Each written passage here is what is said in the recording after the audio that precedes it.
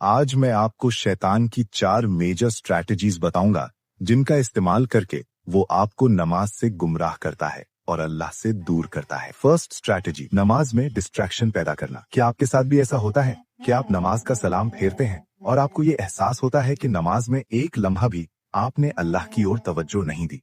ये आपकी गलती नहीं थी, ये खिंजाब नामी शैतान का काम था। लेकिन शैतान यही नहीं रुकता।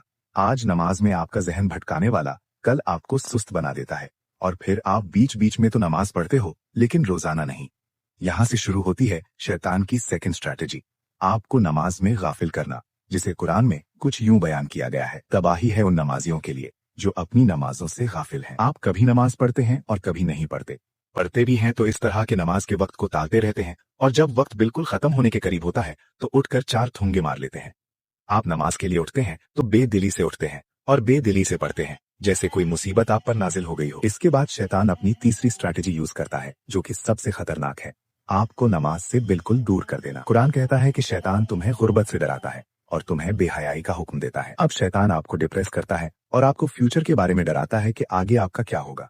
आप इसी सोच में पड़े रहते हैं, इससे आपकी नमाज भी जाती है और बाकी फराइज भी, और ये स्टेट आपको गुनाहों की तरफ लेकर जाता है और आप हर तरह के हराम काम में मुब्तला हो जाते हैं। फिर बहुत टाइम बाद आपको ये ख्याल आ जाता है कि मुझे अब तौबा करनी चाहिए, मुझे अल्लाह से माफी मांगनी चाहिए, फिर से अल्लाह की तरफ रुजू करना चाहिए। लेकिन अब आता है शैतान का मास्टर स्ट्रोक, स्ट्रैटेजी नंबर 4, अल्लाह से नाउमीदी। शैतान तुमसे कहता है कि अल्लाह तुम्हारी तौबा कैसे कबूल कर सकता है, तुमने तो बहुत ज्यादा गुनाह किए हैं।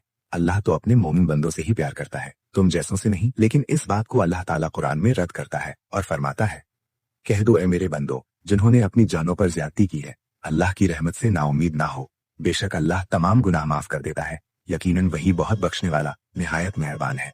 तो अभी वक्त है, उठो और अल्लाह की तरफ रुजू करो।